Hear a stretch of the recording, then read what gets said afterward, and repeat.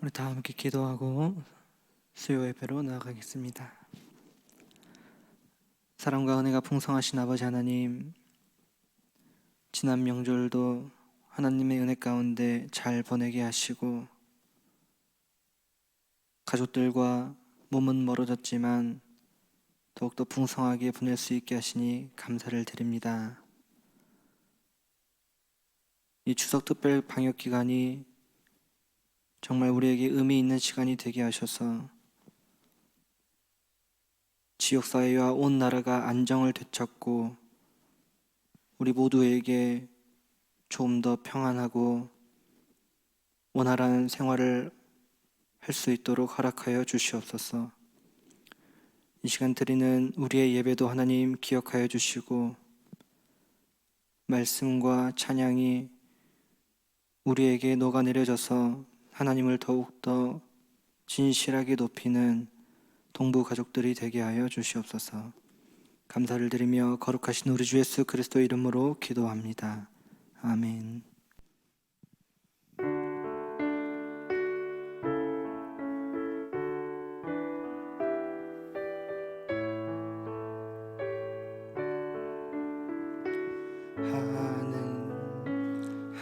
하늘에 가득 찬 영광의 하나님, 온 땅에 충만한 존귀하신 하나님, 생명과 빛으로 지혜와 권능으로 언제나 우리를 지키시는 하나님,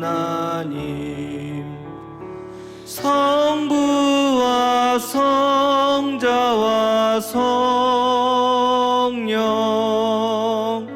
삼위의 하나님,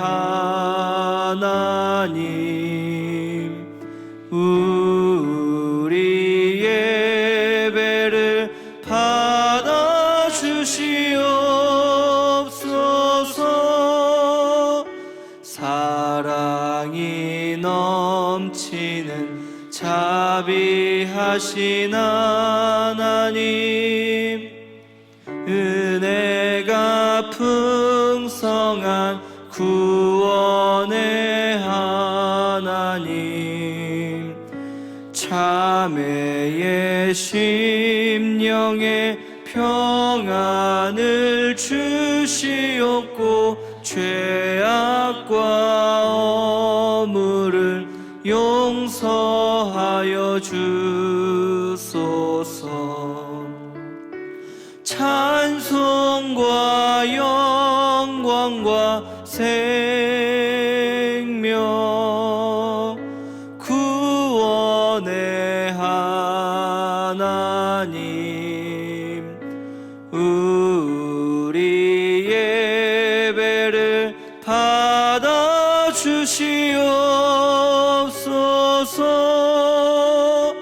연약한 심령을 굳게 세워주시고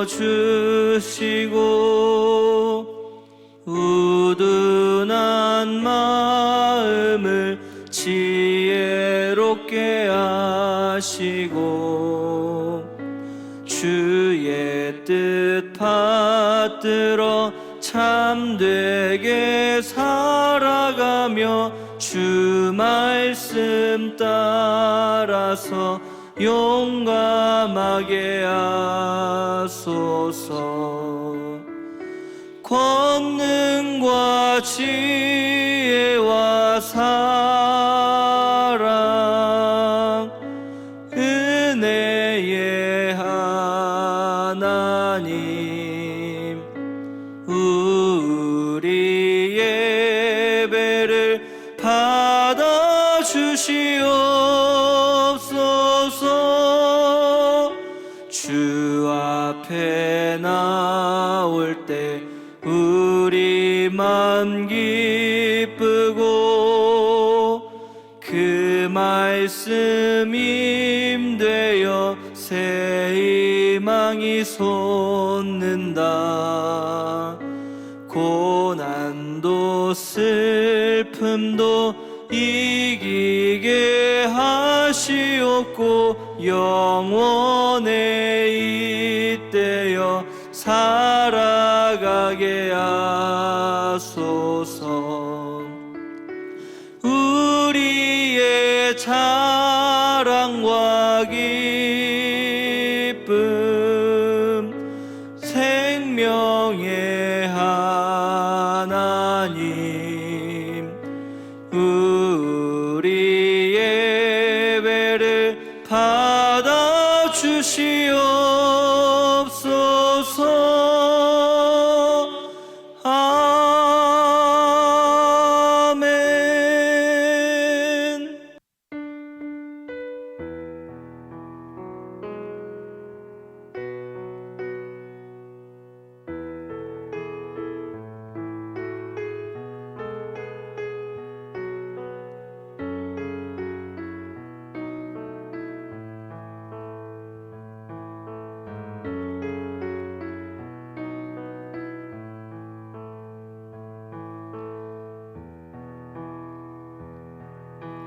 나의 마음을 정금과 같이 정결케 하소서. 나의 마음을 정금과 같이 하소서. 내 영혼에 한 소망이 있으니 주님과 같이 거룩하게 하소서. 나의 삶을 드리니 거룩하게 하소서. 주님 나를 받으소서.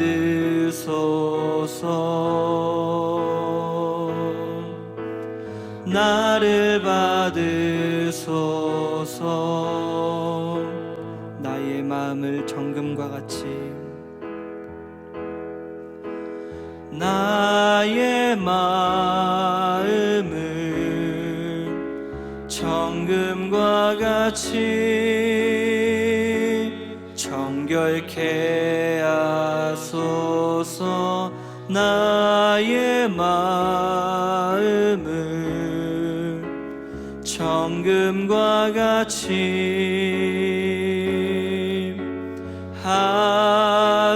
하소서. 내 영혼에 한 소망이 있으니 주님과 같이 거룩하게 하소서. 나의 삶을 드리니 거룩하게 하소서. 주님 나를 받으소서.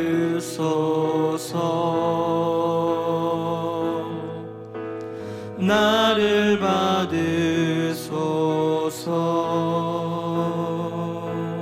예수 닮기를, 예수 보기를, 예수만 높이기 내가 원하네.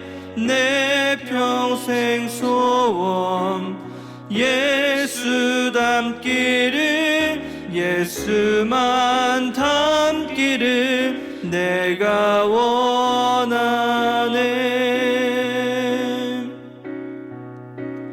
온유하시고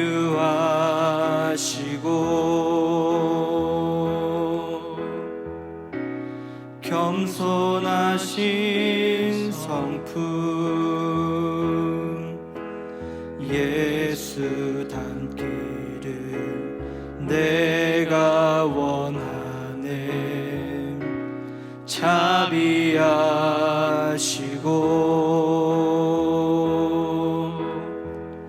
위로자 되신 주 예수 닮기를 내가 원하네.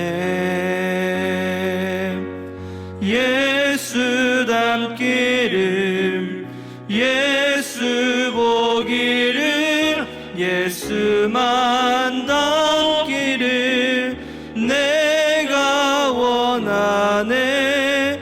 내 평생 소원 예수 닮기를 예수만 닮기를 내가 원하. 예수 닮기를 예수 닮기를 예수 보기를 예수만 높이길 내가 원하네.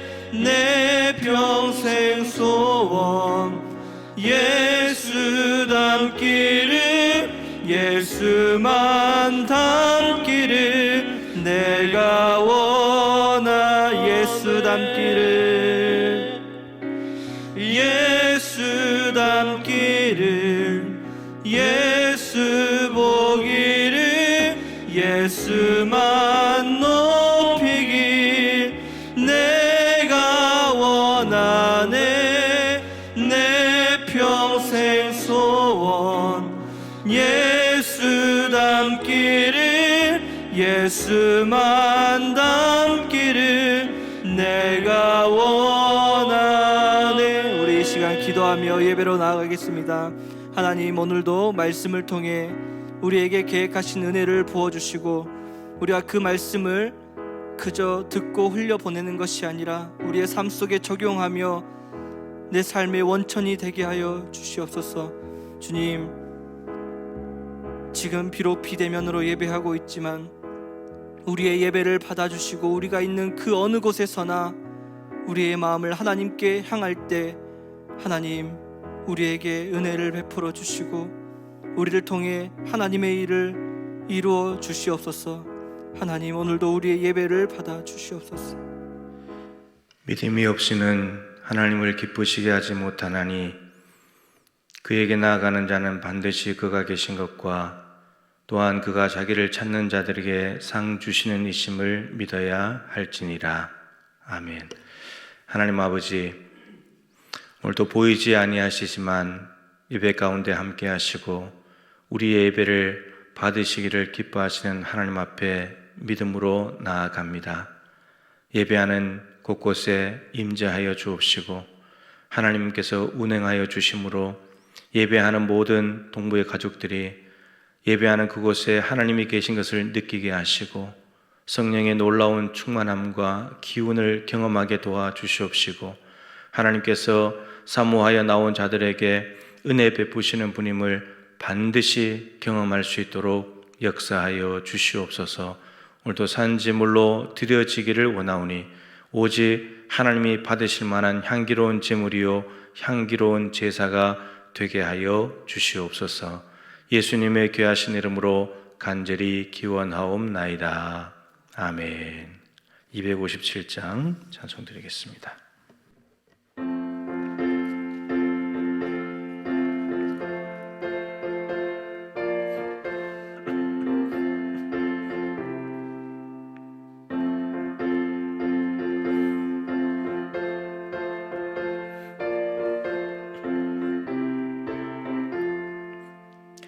마음에 가득한 의심을 깨치고 지극히 화평한 마음으로 찬송을 부르는 어린 양 예수의 그 피로 속죄함 얻었네. 속죄함 속죄함 주 예수 내 죄를 속했네. 할렐루야 소리를 합하여 함께 찬송하세. 그 피로 속죄함 얻었네. 금이나 은같이 없어질 보배로 속죄함 받은 것 아니요. 거룩한 하나님 어린 양 예수의 그 피로 속죄함 얻었네. 속죄함 속죄함 주 예수 내 죄를 속했네. 할렐루야 소리를 합하여 함께 찬송하세. 그 피로 속죄함 얻었네. 나 같은 죄인이 용서함 받아서 주 앞에 옳다함 얻음은 확실히 믿기는 어린 양 예수의 그 피로 속죄함 얻었네. 속죄함 속죄함 주 예수 내 죄를 속했네. 할렐루야 소리를 합하여 함께 찬송하세. 그 피로 속죄함 얻었네. 거룩한 천국에 올라간 후에도 넘치는 은혜의 찬송을 기쁘게 부르는 어린 양 예수의 그 피로 속죄함 얻었네. 속죄함 속죄함 주 예수 내 죄를 속했네. 할렐루야 소리를 합하여 함께 찬송하세. 그 피로 속죄함 얻었네. 아멘. 최경주 권사님 기도 인도해 주시겠습니다. 우리는 살아계신 하나님의 성전이라. 이와 같이 하나님께서 가라사대 내가 저희 가운데 두루 행하며 나는 저희 하나님이 되고 저희는 나의 백성이 되리라. 하나님, 수요 예배로 아버지께 나아갑니다. 이전의 악한 행실로 하나님을 멀리 떠났던 우리를 예수 그리스도 십자가의 피로 하나님과 화평을 이루게 하시고 우리를 자녀 삼아 주셔서 아바 아버지라 부르게 하시니 감사합니다. 하나님 아버지, 지금 우리는 이전에 생각하지도 예측하지도 못했던 때를 살고 있습니다. 앞으로는 더욱 믿음을 지키기 힘들 때가 올 터인데 우리가 어떻게 살아야 할지 깊이 생각하고 정신을 차리고 근신하여 믿음에 더욱 굳게 서도록 도와주소서. 지금 우리는 교회에서 대면하여 예배도 기도도 교제도 못하지만 그러나 내가 머무는 곳에서도 하나님은 우리와 함께 계시며 우리가 부를 때 응답하시는 하나님이심을 배우며 깨닫게 하시니 감사합니다. 욥의 고백처럼 이전에는 주께 대하여 귀로 듣기만 했지만 이제는 나와 함께 하시는 주님을 눈으로 배웠고 날마다 동행하는 우리가 되게 인도해 주소서. 100일 성경 통독과 골방 기도로 열심을 다하여 하나님께 나아갈 때마다 우리에게 지혜와 계시의 영을 주셔서 하나님을 더 깊이 알아가게 하시옵고 우리 마음의 눈을 여셔서 우리를 부르신 그 부르심의 소망이 무엇인지를 깨닫게 하옵시며 아버지께서 베푸신 기업의 영광의 풍성함과 능력을 날마다 삶 속에서 누리며 살게 하옵소서. 하나님 아버지, 한국교회와 우리나라를 향한 하나님의 부르심과 소명이 회복되기를 원합니다. 지금의 어려운 시간들이 자유통일과 복음통일의 기반이 되게 하소서. 큰 부흥과 추수의 물결이 한반도에 가득 차고 흘러넘쳐 열방을 향한 선교 한국의 사명을 다하게 하소서. 지금도 북한 곳곳에 있는 수용소와 감옥에 갇혀 또 탈북하여 중국 변방에 흩어져 큰 고통 속에 있는 성도들과 동포들을 지켜주시고 자유와 해방의 날이 속히 오게 하옵소서. 비대면 예배를 영상으로 드리는 우리 교회학교 다음 세대가 가정에서 정돈된 몸과 마음으로 예배하게 하시고 집이 교회가 되고 예배가 처소가 되는 것을 우리 자녀들도 배우게 하소서. 가정에서의 신앙 교육이 더욱 절실한 이때 부모들이 먼저 기도와 말씀과 예배로 믿음의 본을 보이는 지혜를 주소서. 이 학기에도 온라인 수업을 계속하고 있는 학생들과 교사들 모두에게 힘과 위로를 더해 주소서. 고3 수험생들과 재수생들에게 은혜를 베풀어 주셔서 수험생들의 마음을 지켜주시고 수능 시험이 정상적으로 잘 치러질 수 있도록 도와주소서. 이 시간 최창욱 전도사님을 통해 말씀을 듣습니다. 선포되는 말씀이 우리 마음속에 잘 새겨져서 말씀에 순종하며 살아나가는 힘을 얻게 하옵소서. 예수님의 이름으로 기도합니다. 아멘. 하나님 말씀은 신약성경 누가복음 19장 1절부터 10절까지 말씀입니다. 신약성경 128쪽입니다.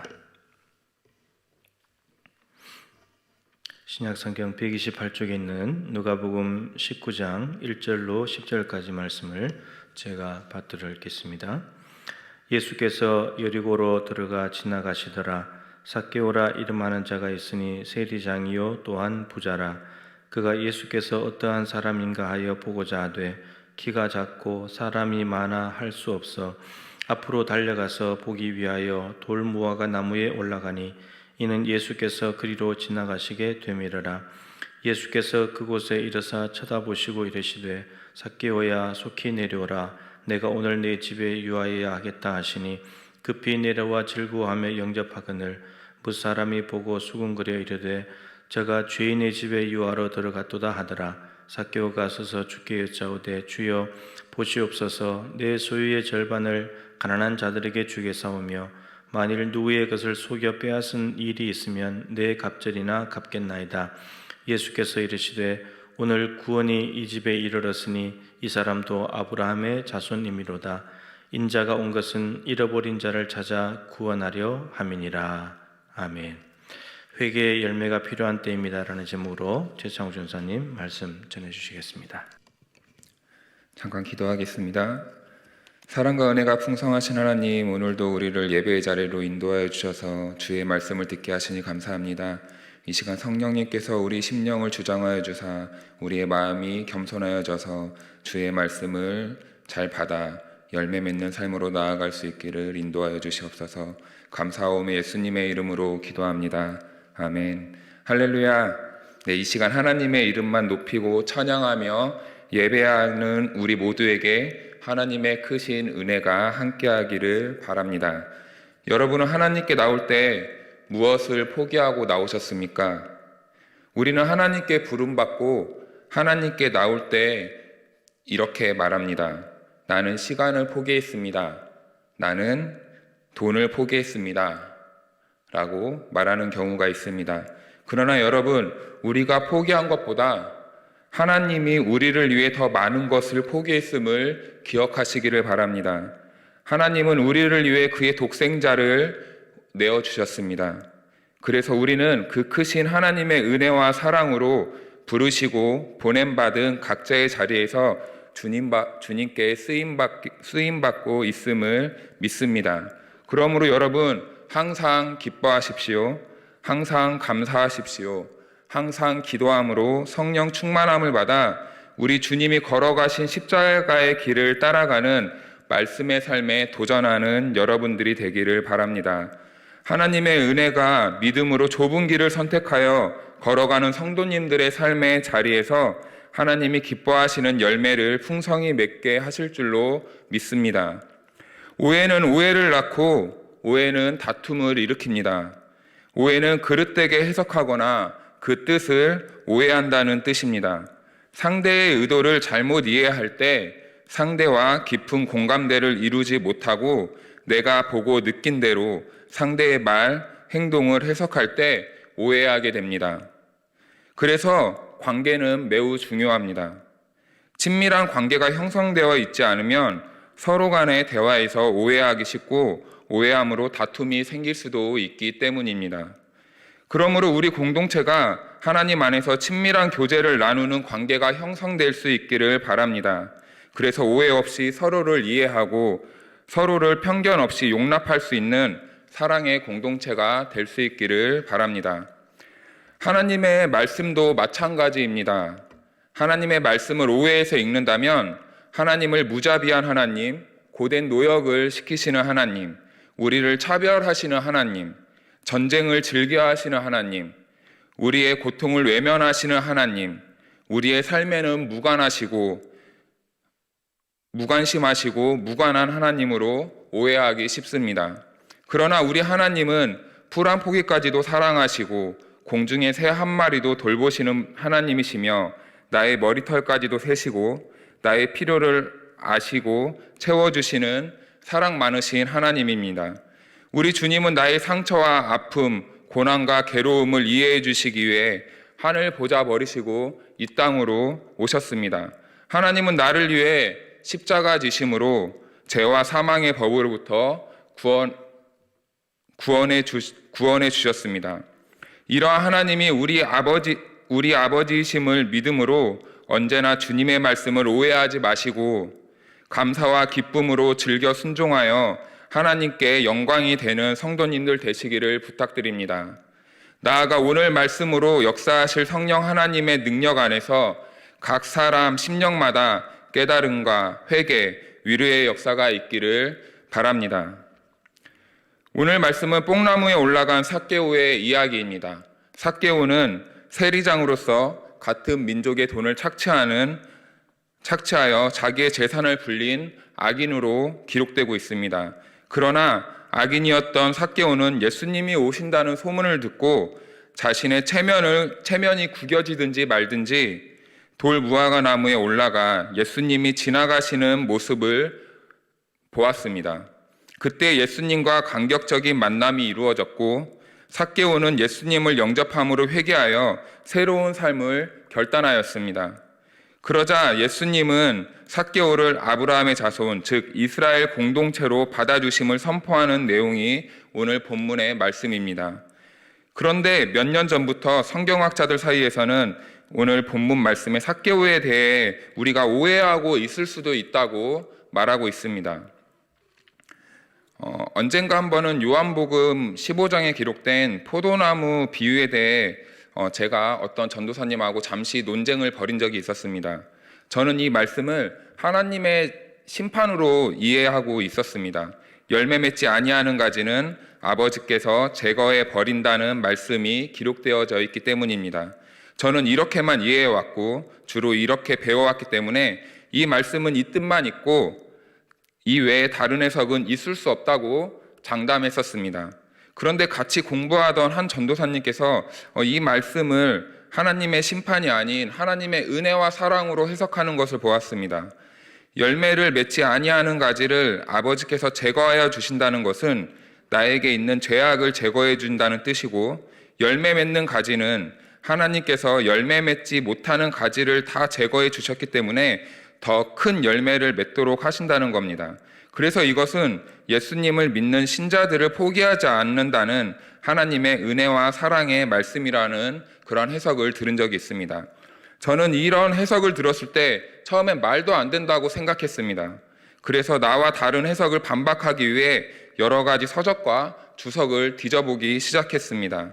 그런데 그때 저는 자신이 참 비겁하고 유치하다는 생각이 들었습니다. 이유는 제가 보고 싶은 부분만 찾고 있었기 때문입니다.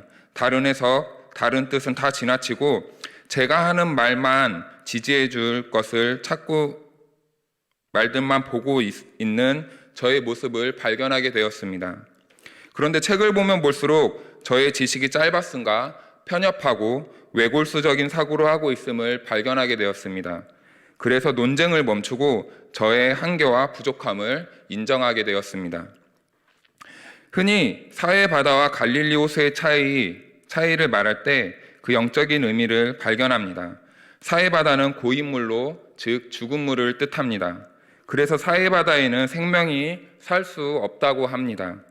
하지만 갈릴리호수는 물을 가두지 않고 계속 흘려보내기 때문에 그곳에는 생명이 살 수 있다고 합니다.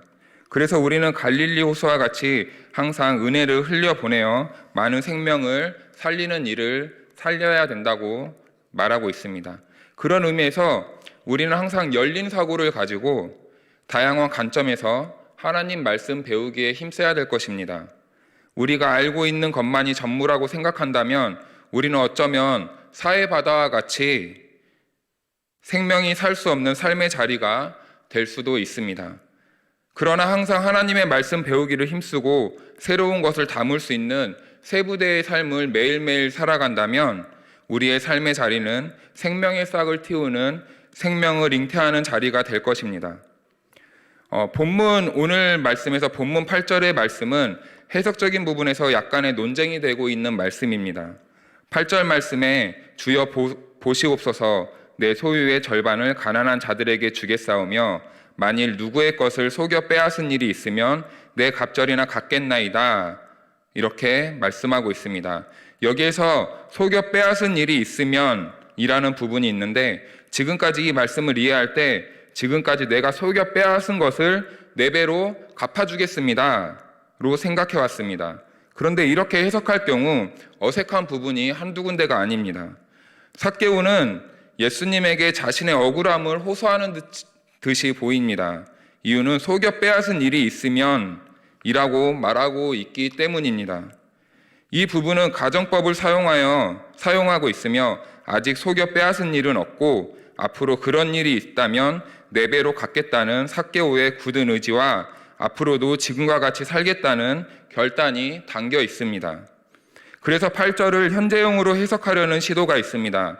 그럼 8절의 본문을 현재형으로 해석한다면 이렇게 됩니다. 제 재산의 절반을 가난한 자들에게 주고 있습니다. 그리고 만약 누군가의 것을 토색한다면 4배로 갚아주고 있습니다. 라고 번역이 됩니다. 즉 삭개오는 재산의 절반을 나누어주는 사람이었고 혹시 실수로 남의 것을 강제로 빼앗은 일이 있으면 4배로 돌려주는 삶을 살고 있다고 해석할 수 있습니다. 또한 재산의 절반은 소유한 절반이 아니라 1년 수입의 절반을 뜻합니다. 삭개오는 부자이며 세리장의 직업으로 살았지만 거둬야 할 것 이상을 착취하지 않는 삶을 살았으며 오히려 그의 삶은 나누는 삶이었다고 볼 수 있습니다. 그러나 삭개오의 직업적 배경은 유대 민족에게는 혐오의 대상이었고 그의 외모는 따돌림의 조건이 되었습니다.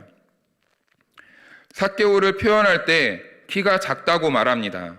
실제 신체적인 작음을 뜻하기도 하지만 신체적인 작음보다는 삭개오의 사회적 위치가 작은 자였다는 것을 의미하고 있습니다. 유대 공동체가 삭개오를 바라보는 시선이 내포된 표현이라고 볼 수 있습니다. 그리고 누가는 사람이 많아 할 수 없이 돌 무화과 나무에 올라갔다고 기록하고 있습니다. 단순히 거리가 붐볐기 때문에 앞으로 나아갈 수 없었던 것이 아닙니다. 삭개오는 죄인의 그룹에 속해 있었고 공동체 안으로 들어갈 수 없는 소외된 위치에 있었기 때문에 예수님을 만나고 싶었으나 앞으로 나아갈 수 없었던 것입니다. 삭개오는 겉모습, 외형의 조건이 걸림돌이 되어 공동체의 일원으로 받아들여질 수 없었던 사람이었습니다. 그는 유대인이었지만 유대 공동체에는 속할 수 없는 외톨이 인생을 살았던 사람입니다. 유대 공동체는 율법의 잣대로 삭개오를 정죄하였고 혐오하였으며 절대 하나님의 백성이 될 수 없다고 단정하고 선을 그으며 벽을 쌓고 그에게 조금의 틈도 주지 않았습니다. 이재철 목사님의 일화를 말씀드리겠습니다. 이재철 목사님은 80년대 말 마포 경찰서에 수감된 적이 있었다고 합니다. 그런데 그때 새벽에 어떤 한 청년이 그 감옥에 그 수감된 장소에 오게 되었는데, 그 청년은 동네 어르신들과 가끔 고스톱을 쳤다고 합니다. 그런데 어느 날은 고스톱을 치다가 사소한 시비가 붙었다고 합니다. 그런데 그 어른은 같이 고스톱을 치던 어른은 주먹을 쓰던 사람이었는데 자신을 향해 덮치려고 했습니다. 그래서 그 순간 그 청년은 자기도 모르게 옆에 과일을 깎던 과도를 집어들고 가슴에 손을 올렸다고 합니다. 그런데 그 순간 그 고스톱을 같이 치던 어른이 그 칼에 자신의 몸을 누이고 결국 죽게 되었다고 합니다. 그래서 그 청년은 너무 놀라 재빨리 도망쳐 강남 터미널로 갔다고 합니다. 그래서 가장 빠른 버스표를 끊고 버스에 몸을 실었는데 그 버스는 김제로 가는 버스였다고 합니다.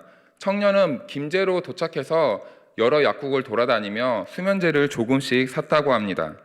숙소를 얻어 한참 동안 그 청년은 술을 마시고 마지막 남은 술 한 병과 함께 그 수면제를 먹고 죽을 계획을 하고 있었습니다. 그런데 마지막 그 술 한 병이 남았을 때 저기 창문 너머에서 교회 종소리가 들렸다고 합니다. 그날은 수요일 저녁이었고 언덕 높은 곳 교회에서 들리는 종소리를 듣고 그 청년은 교회로 향했다고 합니다. 청년은 기독교인은 아니었지만 어릴 적에 부활절이나 성탄절에 가끔 한 번씩 교회에 가곤 했다고 합니다.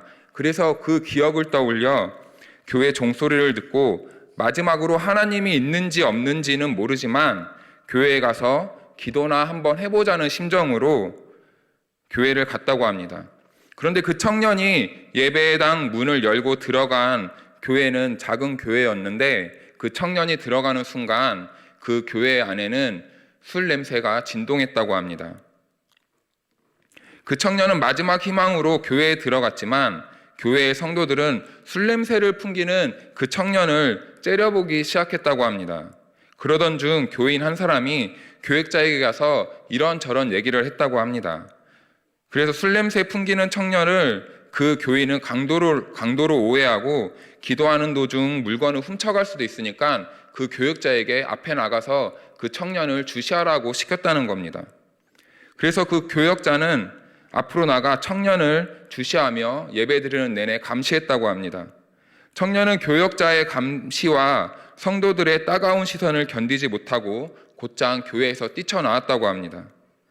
청년은 다시 자기가 머무르던 숙소에 들어가서 소주를 다시 구입해 온 것을 마시면서 수면제를 입에 털어놓고 술을 벌컥벌컥 마셨다고 합니다. 하지만 얼마 시간이 지났는지 다시 눈을 떴을 땐 자기는 죽지 않았고 자기 주변에는 수면제들로 널려 있었다고 합니다. 자기는 입에 넣는다고 했지만 술이 너무 취해서 수면제를 제대로 입에 넣지 못하고 술김에 깊은 잠에 들었던 것입니다. 이 청년은 다시 죽으려고 했지만 다시 죽을 용기가 없었습니다. 그래서 자수를 해서 경찰서로 왔고 그때 이재철 목사님을 만난 것이었습니다. 당시 이재철 목사님은 가지고 있던 성경책을 청년에게 주고 왔다고 합니다. 그 청년은 정삭 참작이 되어 7년형을 받고 성실하게 복역을 마친 뒤 이재철 목사님이 심우하는 교회에 함께 출석하는 교인이 되었다고 합니다. 이재철 목사님은 그 청년이 수면제를 다 먹지 못해서 망정이지 만약 그 청년이 그날 저녁 수면제를 먹고 죽었다면 그 목숨을 누구에게 찾겠냐고 말합니다. 목사님은 그 청년의 핏값을 그 교회 목사님과 성도들에게서 찾을 것이라고 말씀했습니다. 그들이 종교적인 생활을 착실하게 했더라도 그들은 주님 보시기에 진정한 그리스도인은 아니었고 그곳은 주님의 몸된 교회도 아니라고 말씀하셨습니다. 그리고 이재철 목사님은 이렇게 물었습니다. 우리가 모인 성전에 예배드리고 있을 때 이 청년과 같이 술 취한 사람이 들어온다면 우리는 어떻게 해야 합니까? 함께 예배 드리겠습니까? 아니면 김제교회 성도들과 같이 쫓아내겠습니까? 아니면 누군가 한 사람이 그 사람의 손을 잡아주며 다가가겠습니까? 오늘 말씀은 이 당시 율법의 노예였던 유대주의에 사로잡힌 사람들의 상식을 깨트리는 파격적이고 충격적인 사건입니다. 그러나 반대로 이방인과 죄인들에게는 가능성이 열리는 복음의 소식이 선포되는 아름다운 만남이 기록되어 있습니다. 어느 누군가에게도 대접받지 못하고 홀로 외로이 살았던 삭개오에게 예수님이 다가와 손 내밀어 친구 되어 주신 경이로운 모습은 수분기 하나 없이 바짝 마른 땅 위에 기적적으로 풀이 자라는 것과 같은 하나님의 행하심의 모습이라 설명할 수밖에 없습니다. 예수님께서는 누구도 할 수 없었던 일을 그분의 끝없는 사랑과 자비, 긍휼하심으로 불가능을 가능하게 하셨습니다. 그리스도인들의 기적은 무엇입니까? 하나님의 초월적인 역사입니까? 그런 기적은 이방신들도 할 수 있다고 말합니다. 그러나 하나님은 할 수 있지만 이방신들이 할 수 없는 기적이 단 한 가지 있습니다. 그것은 자기 아들을 십자가에 못 박은 그 희생입니다. 하나님과 이방신들이 구분되는 것은 우리 하나님은 우리를 구원하기 위해 자기 자신을 세상에 내던졌다는 것입니다. 예수님께서는 삭개오에게 자기 자신을 던졌습니다. 삭개오를 위해 자기를 희생하였습니다. 예수님의 자기 희생은 잃어버린 한 영혼을 살릴 수 있었습니다. 사랑하는 성도 여러분, 하나님이 이방신과 구분된다면 세상과 성도의 구별됨은 무엇일까요? 하나님께서는 지금 현재 살고 있는 저와 여러분들이 세상 가운데 어떠한 삶으로 하나님께 영광 돌리길 원하고 계실까요? 첫 번째로 그리스도인들은 어떤 사람이든지 외모로 차별해서는 안 됩니다. 차별이 발생하는 원인에 대한 사회심리학적 설명을 살펴보면 경쟁관계, 또 우월감, 서로 다른 문화와 세계관의 충돌이 주는 공포심, 수직적인 상하관계, 전통적인 가르침으로 차별이 생긴다고 합니다. 우리 그리스도인들은 이러한 차별을 조장하는 요소들을 극복하기 위해 어떻게 해야 할까요? 이에 앞서 오늘날 세상의 모습을 들여다보면 국가, 지역, 남녀, 직업, 또 직업 안에서의 계급, 나이, 학교, 학위, 노동력, 문화, 종교, 심지어 이제는 성적 취향에도 차별이 있다며 세상과 사회를 이분법적으로 편을 나누고 있습니다. 이것뿐이겠습니까? 권력 있는 자와 힘 없는 자, 가진 자와 가지지 못한 자, 유명한 자와 무명한 자의 차별은 이 세상을 무한 경쟁 사회로 더욱 부추기고 있습니다. 그런데 매체는 한술 더 떠 이를 조장이라도 하듯이 가진 자와 유명한 사람들의 삶의 모습을 고스란히 매체로 보여주며 그렇지 못한 대중에게 상대적 빈곤감과 박탈감을 느끼게 하고 있습니다. 이런 모습을 보고 자라는 아이들은 헛된 야망과 헛된 꿈을 꾸고 그들을 닮고 싶어 하고 있습니다. 이로 인해 사람과 사람이 함께 사는 세상에서 이질감을 느끼며 살고 있습니다. 그리고 극심한 경쟁 관계로 인해 나와 다른 사람들을 틀렸다고 정죄하고 비판하고 삿대질하며 누가 옳고 그르냐, 누가 잘하냐 못하냐, 내 편이냐 네 편이냐를 놓고 혈안이 되어 존중과 배려, 이해가 사라지게 된 모습이 오늘날 우리의 사회의 모습입니다. 사회든 종교든 정치적이고 편향된 논리에 사리분별하지 못하고 다툼에 동조하는 재미있고 선동성 짙은 공포스러운 모습을 적나라하게 보여주고 있습니다. 그렇다면 여러분, 하나님께서는 인간의 우월감, 경쟁심, 전통, 문화, 수직적인 관계로 인해 생기는 차별에 대해 어떻게 생각하시며 말씀을 믿는 저와 여러분들에게 어떻게 말씀하고 계실까요? 하나님께서는 골로새서 3장 11절 말씀에서 이렇게 말씀하십니다.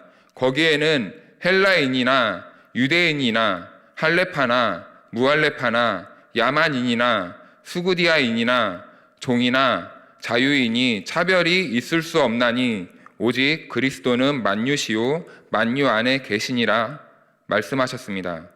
야고보서 2장 1절에서는 내 형제들아 영광의 주 곧 우리 주 예수 그리스도에 대한 믿음을 너희가 가졌으니 사람을 차별하여 대하지 말라고 말씀하셨으며 2장 9절에서는 만일 너희가 사람을 차별하여 대하면 죄를 짓는 것이니 율법이 너희를 범법자로 정죄하리라고 말씀하셨습니다. 북유럽의 가치관을 얀테의 법칙이라고 부릅니다. 아무도 특별하지 않기에 누구도 차별 없이 동등하게 존중받아야 한다는 것이 그들의 가치관입니다. 이는 1933년 출간된 도망자 자신의 자취를 가로지르다라는 소설에 등장하는 십계명을 일컫는데 얀테라는 가상의 마을 사람들의 마음가짐을 나타낸 말입니다. 얀테의 법칙은 다음과 같습니다. 첫 번째, 당신이 특별하다고 생각하지 마라.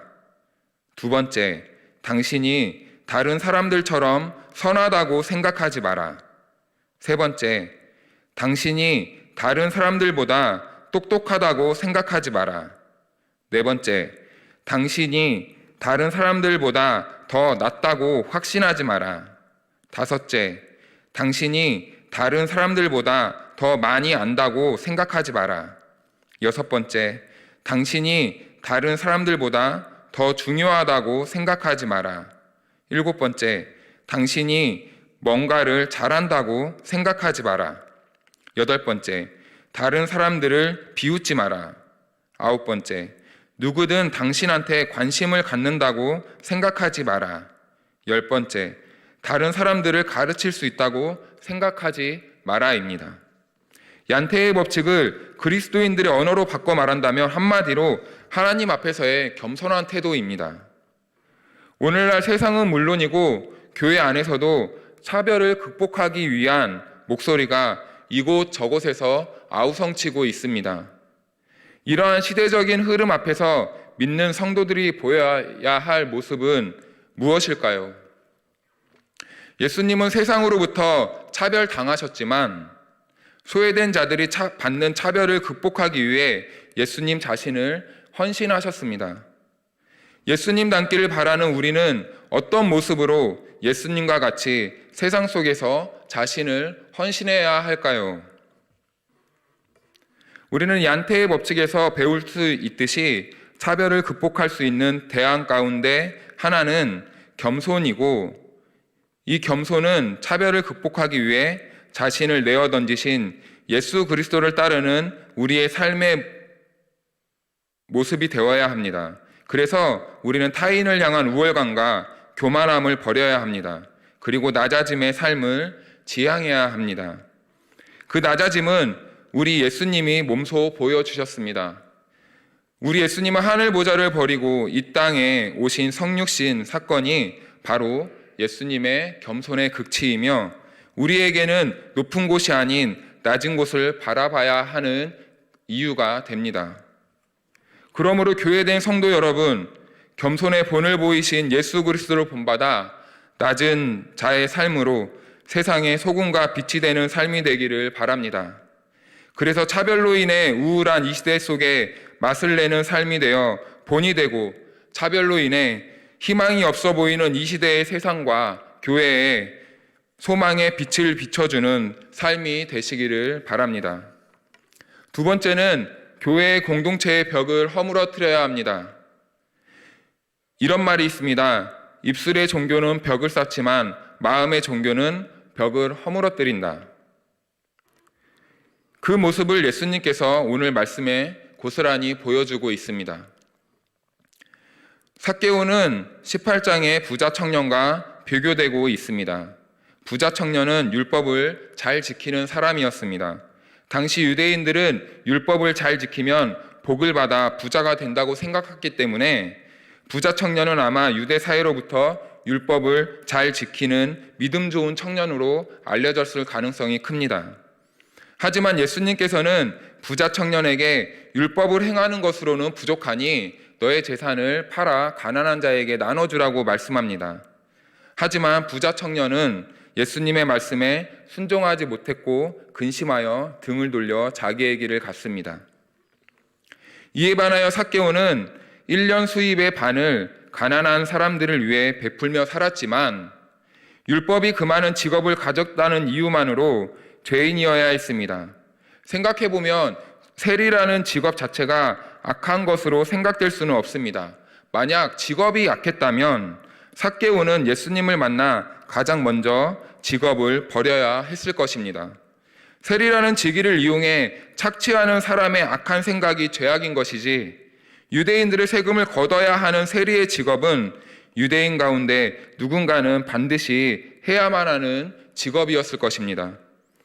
어쩌면 삭개오는 선한 뜻으로 세리의 직업을 선택했을 수도 있습니다. 하지만 유대인들은 선을 행하는 삭개오의 모습은 보려고도 하지 않았습니다.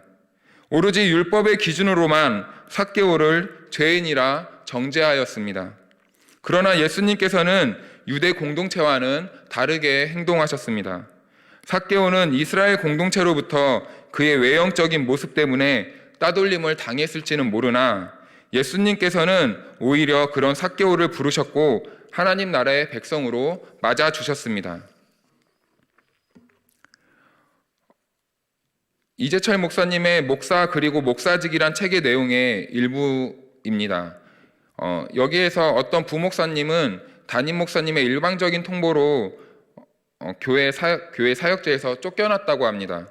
그 목사님은 당장 방을 구할 돈이 없어 형제들의 도움을 받아 색방을 얻어 거처를 옮겼다고 합니다. 그런데 목사님의 아내 사모님은 어떻게든 살아보기 위해 일자리를 구해 생활비를 벌며 밥은 먹고 살았지만 부목사님 본인은 정작 상실감에 빠져 폐인된 상태에 있었다고 합니다. 그런데 하루는 사모님이 땀에 흠뻑 젖은 채로 들어왔다고 합니다. 처음에 목사님께서는 운동하고 온 줄 알았는데 알고 보니 생활비가 없어 한 일이 전단지 돌리는 일이었다고 합니다. 그래서 사모님은 이날 땀에 흠뻑 젖어 집에 돌아왔다고 합니다. 그러면서 사모님이 목사님에게 이렇게 말했다고 합니다. 내일부터 당신도 같이 나가볼래? 하더랍니다. 그 순간 목사님의 눈에는 현실이 보이기 시작했고 그때부터 전단지 돌리는 일을 시작했다고 합니다. 그런데 어느 날 주일이었는데 목사님은 전단지를 붙이는 업주의 요구에 따라 주일에 일을 해야만 했다고 합니다. 그 목사님에게는 일을 마치고 돌아갈 버스비 1,000원이 전부인 상태였는데 하필이면 일을 해야 하는 시간이 점심시간과 겹쳐 일을 하는 도중 배가 너무 고팠다고 합니다. 그런데 문득 가까운 교회를 찾아가면 밥을 먹을 수 있겠다는 생각이 이 목사님의 생각에 들었다고 합니다. 그래서 주변에서 제법 큰 교회를 찾아 식당으로 들어갔습니다. 예상대로 교회는 식사 시간에 밥을 먹고 있었고 많은 사람이 줄을 서서 기다리는 사이에 목사님도 함께 줄을 서서 기다렸다고 합니다. 목사님이 식사를 받아야 할 차례가 되었습니다. 그런데 거기에 있던 사람이 밥을 먹으려면 2,000원짜리 식권을 내야만 합니다 라고 말했다고 합니다. 목사님은 가진 돈이 없어서 그 사람에게 돈이 없다고 말했습니다. 그 사람은 그 목사님을 곱지 않는 눈으로 훑어보더니 참으로 한심하다는 표정을 지으며 시선을 돌리고 외면했다고 합니다. 그 목사님은 최대한 비굴하고 볼상해 보이는 모습으로 연신 죄송하다를 반복하며 식판을 받아 가지고 와서 먹었다고 합니다. 교회의 문턱이 소외된 사람들에게는 터무니없이 높아진 오늘날 우리 교회가 지향해야 할 교회의 모습은 어떤 모습이어야 할까요? 어느 순간부터 교회의 돌봄과 나눔, 섬김의 사역의 방향이 목적성을 갖게 되었고 우리의 무의식 속에는 그래도 교회 외형과 어울릴 만한 사람들이 모여야 한다는 생각을 자연스럽게 하고 있지는 않을까요? 주님께서는 십자가 위에서 죽음을 앞에 두고 있을 때 함께 십자가 처형을 받는 사형수에게까지도 구원의 길을 열어주셨고 회개한 죄수를 하나님 나라로 함께 초대하였습니다. 이 죄인 역시 죽음을 앞에 두고 있었으며 극악무도한 죄악으로 세상의 법과 사람들이 모두 다 포기한 상태였던 죄인이었습니다. 그러나 예수님께서는 가망 없는 상태에 놓인 죄수에게까지 구원을 허락해 주셨습니다.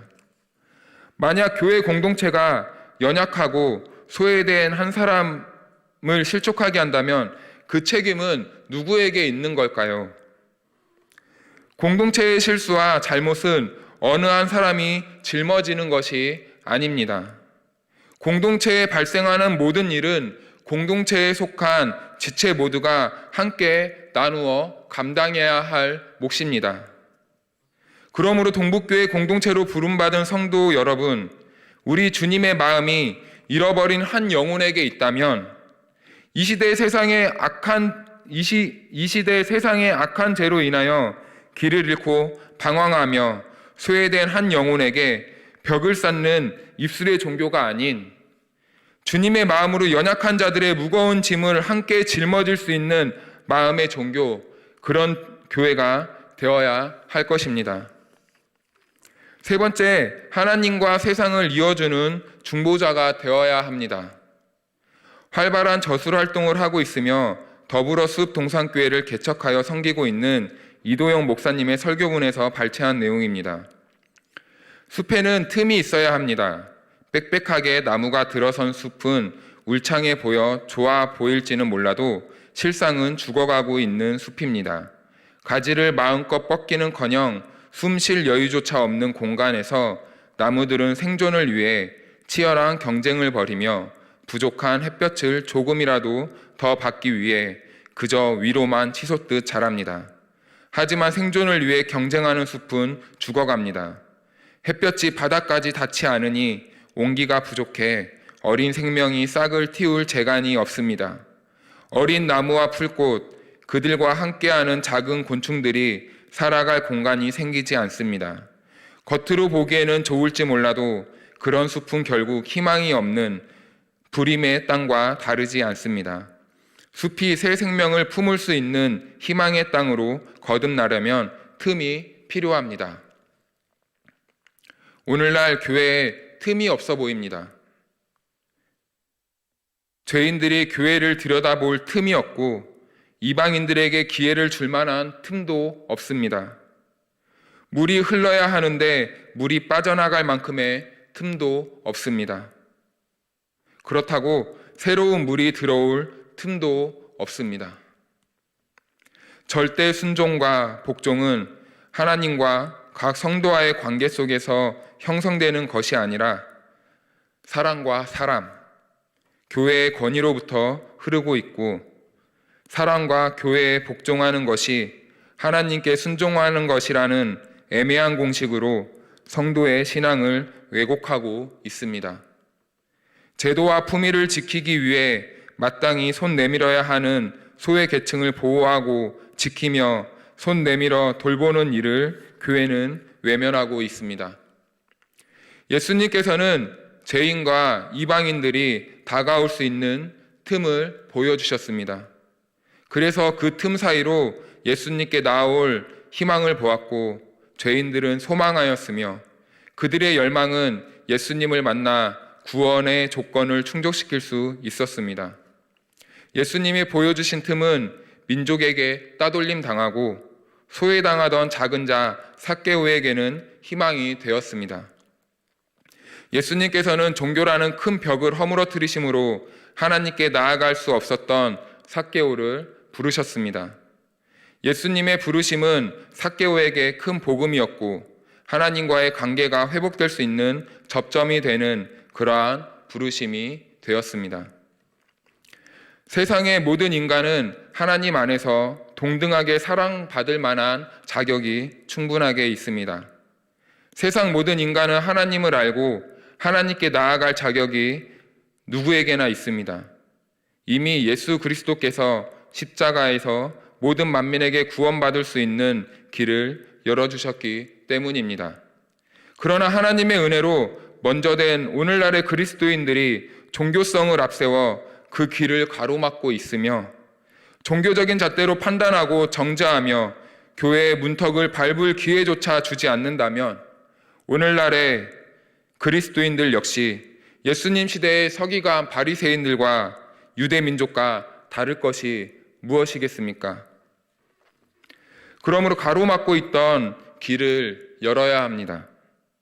세상이 하나님께 나아갈 수 있도록 우리는 그 가운데 서서 그리스도의 희생과 사랑, 섬김과 돌봄을 통하여 세상이 하나님께 접붙임 받을 수 있도록 중보자의 역할을 본받아 감당해야 합니다.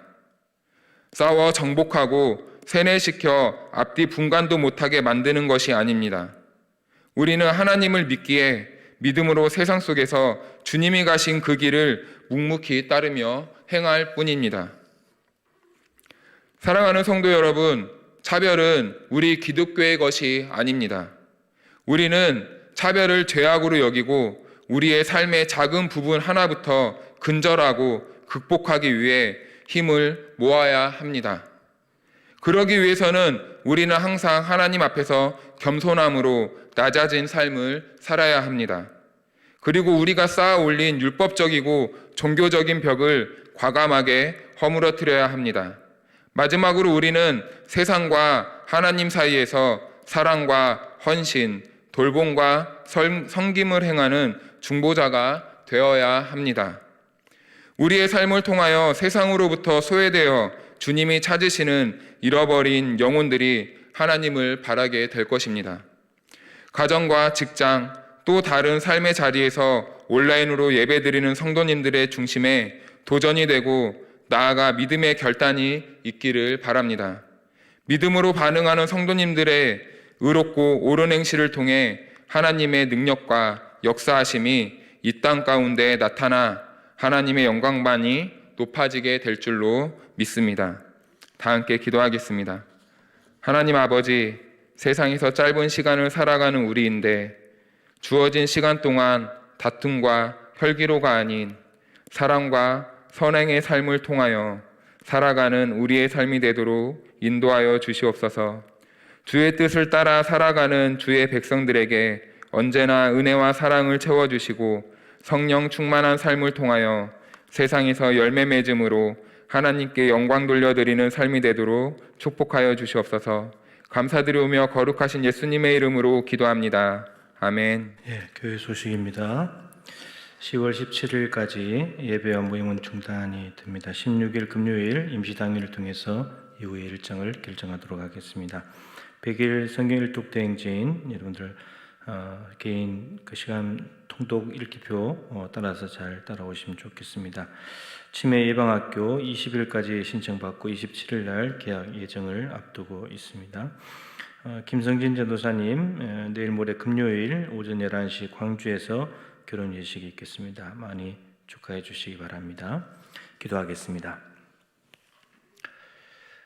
지금은 우리 구주 예수 그리스도의 크신 은혜와 우리 하나님 아버지의 측량할 수 없는 사랑하심과 보혜사 성령님의 교통하시며 충만하심이 잃어버린 자를 찾아 구원하러 오신 그 은혜를 먼저 받은 사람으로서 이 땅의 수많은 잃어버린 자를 찾아 주님 닮은 삶을 살 뿐만 아니라 하나님 나라를 이루어 가는데 쓰임 받아야 될 사랑하는 모든 동부의 가족들 한 분 한 분 머리 위에 저들의 가정과 일터 위에 기도 제목과 코로나로 신음하는 우리 대한민국과 세계 열방 가운데 항상 함께하여 주시기를 간절히 축원하옵나이다. 아멘.